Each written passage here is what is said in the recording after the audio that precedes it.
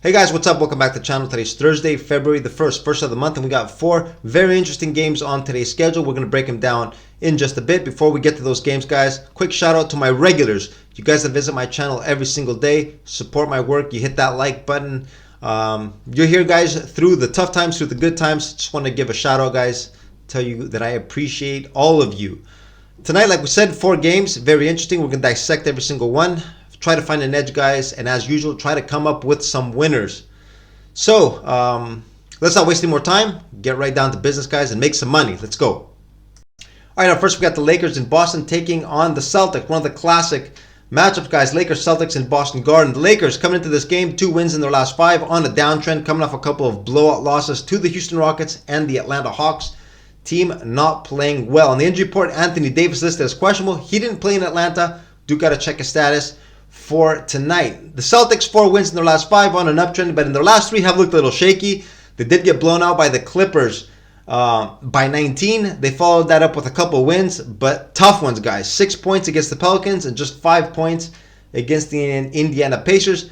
Starting to look a little vulnerable in Boston Garden. The good news for them, nothing new on the injury report. Luke Cornett, the backup center, the only player listed as questionable. Now, guys, tonight, the way the Lakers have been looking, giving up a ton of points. We know Boston scores a ton, usually at home. I'm going to go with the minus 12 here, and I'm going to put 2 stars behind this play. I am going to wait, though, guys. If Anthony Davis gets ruled in, this line will drop probably another point and a half. I'll take the Celtics with a better number, even though I don't think it's going to be close, guys. Even though Boston has looked a little shaky in their last 3, the Lakers have been absolutely terrible, guys.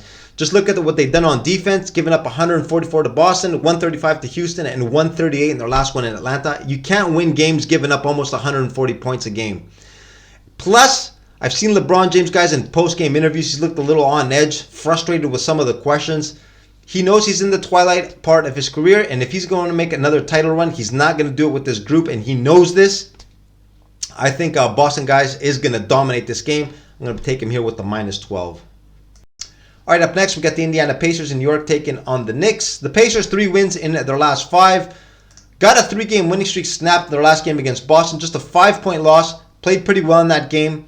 They did fall behind by 20, guys. Made a huge run. I think they took a brief lead.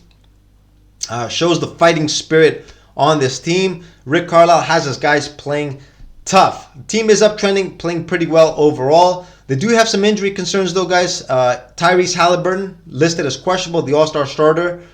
He did play in Boston Garden, was not that effective. Doesn't look 100% quite just yet, but he is playing.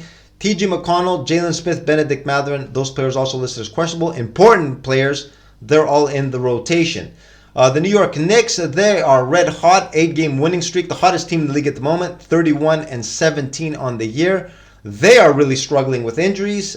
Julius Randle, Mitchell Robinson, and Anunoby. OG Anunoby did not play in the last one. He is listed as questionable for tonight. Randle, Robinson, of course, are going to be out long term. The Knicks, 8-game winning streak, like I said. The last 4 games, comfortable by double digits. They've been winning their games easily. Now, guys, I'm actually going to take a play here with Indiana. I don't know if New York's going to have enough firepower to keep up with the Pacers. Dante DiVincenzo's had a couple of big games the last couple. He's had 33 against the Utah Jazz. In the game before that, he put up 28. This is not sustainable, guys. This player is not a 30-point-per-game scorer. Jalen Brunson, a lot is going to fall on his shoulders. I don't think he's going to have enough firepower from the rest of the guys to keep up with the Pacers scoring. This is why I'm going to take Indiana here, plus the points. I'm going to put 2 stars behind this play. In our next game, we got the Cavs in Memphis taking on the Grizzlies. The Cleveland Cavs, 4 wins in their last 5 games, 3-game winning streak. The team is uptrending, playing some top-notch hoops. This is going to be a second night of back-to-back for them. They were in action yesterday against the Pistons. Won that game by 7. The game was very close. Detroit gave them a run for the money. The most important thing, though, for the Cavs is that they are finally healthy. They did get Evan Mobley back, Darius Garland. They're both expected to play tonight. The Cavs pretty much at full strength. The Memphis Grizzlies, 3 wins in their last 5, 2-game losing streak, a couple of losses to the Pacers and the Kings. They were competitive, guys, in both those games. They've been covering a ton of spreads despite being extremely short-handed. The injury list is just absolutely insane how many players are out.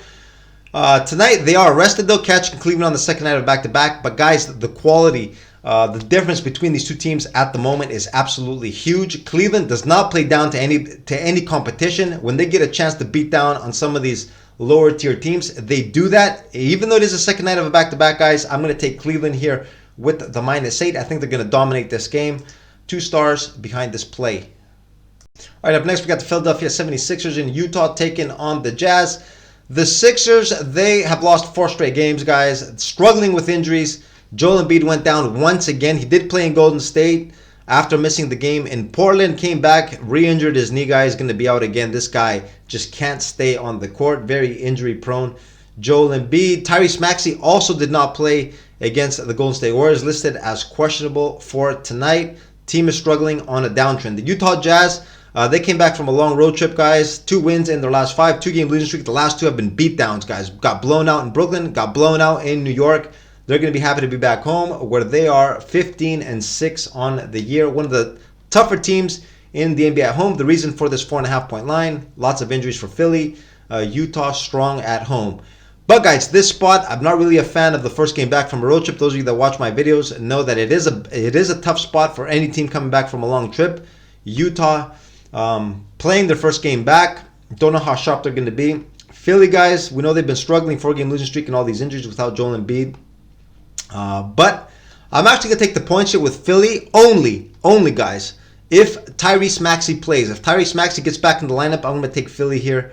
I think they will be able to keep this game within the number. I'm going to take him here with the +4.5. Just 1 star. Like I said, Utah, tough at home, but I don't like the spot, guys. I'm going to take a shot here with Philly and the points. And this is what I got for you guys today on this Thursday, February the 1st, first of the month, and these 4 games. Interesting matchups, guys. I kind of like tonight's card, even though it's just 4 games. My least favorite would probably be the Philadelphia-Utah game. The other 3, I'm feeling pretty confident in pretty much all 3. Not sure quite just yet because we do have a lot of uncertainty on the injury report, which ones will be in my final card.